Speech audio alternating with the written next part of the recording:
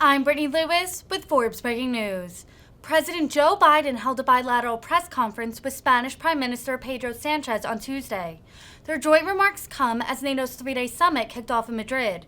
During his remarks, Sánchez assured Biden that the U.S., quote, can count on Spain as a solid ally and friend. Both of the leaders discussed Russia's war on Ukraine, which has been raging since February.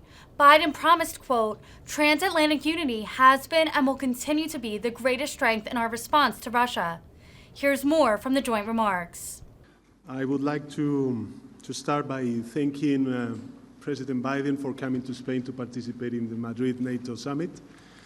I'm also very glad to welcome you in the Moncloa Palace in your first visit as President of the United States. Spain and the U.S. are allies. We are strategic partners. We are friends. We are linked together by strong historical bonds and strong partnership in many topics. Moreover, we share the desire to promote the principles of freedom, democracy, human rights, gender equality, and the state of law. And after over 20 years since the declaration that was signed by Secretary of State Madeleine Albright and the then Foreign Affairs Minister of Spain, José Piqué, in 2001, there's obviously been numerous changes that have affected transatlantic relations between Spain and the U.S. And that is, dear Mr. President, why I'm so happy to announce this new joint declaration between the U.S. and Spain, which will help to strengthen the relations between Spain and the U.S. In this declaration, we are doing a lot of different things. First of all, we are reinforcing our support for a rules-based international order. And it's very important to say that today here in Madrid as a consequence of the holding of the NATO summit here, because Putin's invasion of Ukraine is a clear violation of international law, a direct attack on our shared values, and it demonstrates the need to redouble our efforts to support that rules-based international order.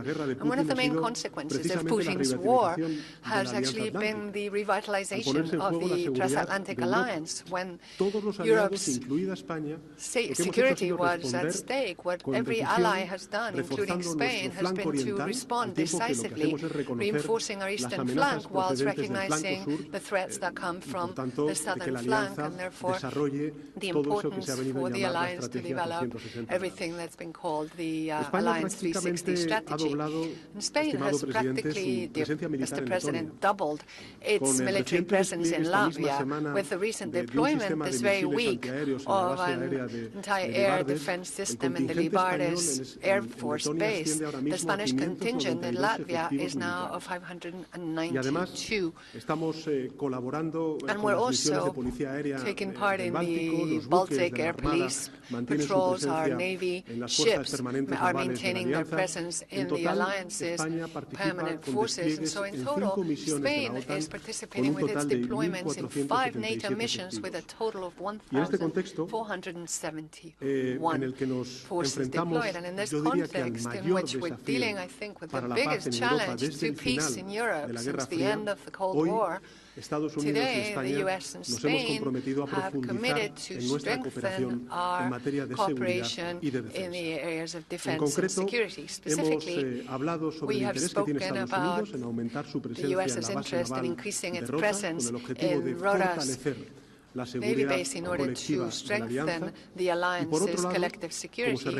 And on the other hand, and as is set down in the joint declaration, we have agreed to strengthen the bonds between us in the areas of justice, cybersecurity, energy security. And by the way, I'm very grateful to the U.S. government and the whole of the U.S. for all that LPG that we are receiving in Spain, and also the management of immigration flows, everything that has to do with climate change, technology, and digital transformation. So in this update of this joint declaration that was signed back in 2001, we are expanding and reinforcing our bilateral relations. And we're also, of course, aware of the importance of the trade relations between our economies, and in our respective national recovery plans, we see an excellent opportunity for U.S. companies in Spain and Spanish companies in the U.S. And in that context, I would like to thank President Biden for his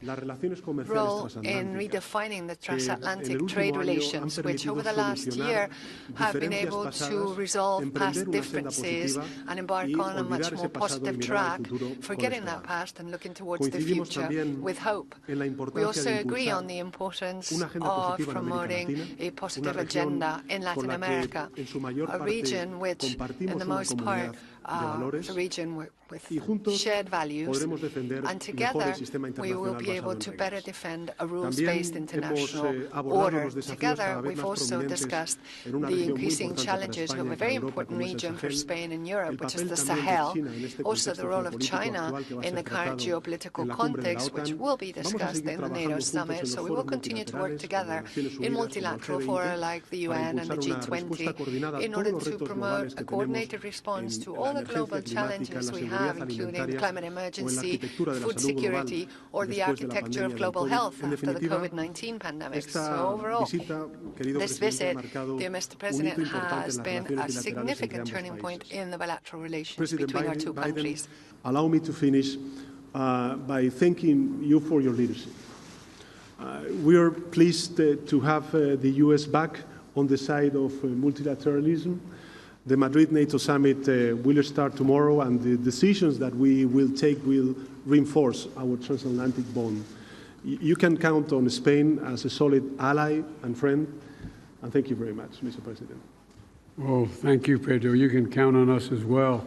And, thank you for welcoming me today here and for hosting the NATO summit in Madrid.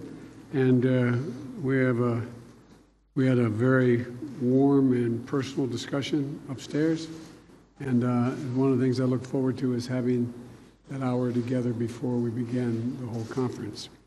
We're marking 40 years since Spain joined NATO and becoming an indispensable ally. And today we're standing together to defend our shared security, and I emphasize shared security, strengthen our transatlantic alliance, and meet the challenges we face today and in the future. That's one of the things we're going to be talking about in this meeting this week. And as President Sánchez and I want to talk to you, thank you for Spain's hospitality for U.S. service members and their families stationed here in Spain.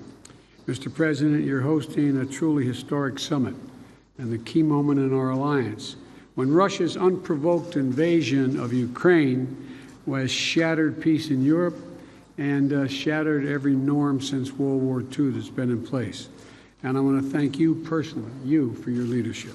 Transatlantic unity has been and will continue to be the greatest strength in our response to Russia, transatlantic security. We're standing as one to support Ukraine and to enhance our own deterrence and defense capabilities. And as I said before the war started, if Putin attacked Ukraine, the United States would enhance our force posture in Europe and respond to the reality of a new European security environment. Earlier this year, we surged additional U.S. forces to Europe to bolster our alliance in response to Russia's aggressive actions. And for months, we've been consulting closely on additional steps the United States will take, alongside our allies who are also stepping up and strengthening our selective and collective security. Together, the new commitments will constitute an impressive display of ally unity and resolve and NATO's 360-degree approach to our security. I'm looking forward to discussing all of this during the summit. But, Mr. President, you and I discussed today, we're going to work on an agreement to increase the number of U.S. naval destroyers stationed at Spain's Rota Naval Base. which will also enhance the bilateral defensive relationship between Spain and the United States. We expect that to occur much sooner than later. And I welcome the steps that Spain has taken in solidarity with our allies that we're facing heightened threats on their borders, including sending additional capabilities, you referenced, to Latvia. Thank you, Mr. President. And I'll be laying out additional steps the United States is going to take with our NATO colleagues in our summit tomorrow. But the bottom line is this. Together, the alliance is strengthening its posture, is dealing with the threats and strengthening our posture against the threats from the East and challenges from the South. NATO is focused on all directions and domains, land, air, and sea. And, Mr. President, we also discussed how the United States and Spain and other allies are keeping needed weapons and equipment flowing to Ukraine. So they're standing up in ways that I don't think anyone anticipated, showing enormous bravery, enormous resolve. And we're continuing to tighten sanctions on Russia as well. We're providing assistance to the government and the people of Ukraine as they respond to this unprovoked assault on their lives and their democracies. Sometimes I think Putin's objective is just to literally change the entire culture, wipe out the culture of Ukraine, the kinds of actions he's taking. And I want to particularly thank you, Mr. President, and the people of Spain for the support you've shown in welcoming more than 140,000 Ukrainian citizens refuge here in Spain. That's remarkable, and it's a testament to your people. And it's a testament to the spirit and resolve not only of the Spanish people, but of your leadership, and to stand up for what is right at a moment of crisis. Our shared democratic values, together with our long history of friendship, make Spain and the United States strong partners on all the issues that we face together. In the Western Hemisphere, Spain and the United States are working together with other countries in the Latin and the Caribbean areas to reinforce democratic institutions, strengthen the rule of law, spread economic prosperity, and advance transformative approaches to manage migration. We're looking to do more together in Africa as well to promote stability and economic growth. And we reaffirmed our joint commitment today to continue to work together on the biggest challenges that affect the people all around the world, from COVID-19 to climate change. And we're releasing a joint declaration that reaffirms our shared values, reflects the full breadth of our cooperation, and we have asked our teams to follow up on the substance of the joint declaration so they become known to everyone. And so thank you again, Pedro, for your friendship and your close partnership. And we had a good discussion today, and I'm looking forward to continued good discussions the remainder of this conference. But thank you for your hospitality. Thank you. It's unmatched. Reaction to the deaths of 50 migrants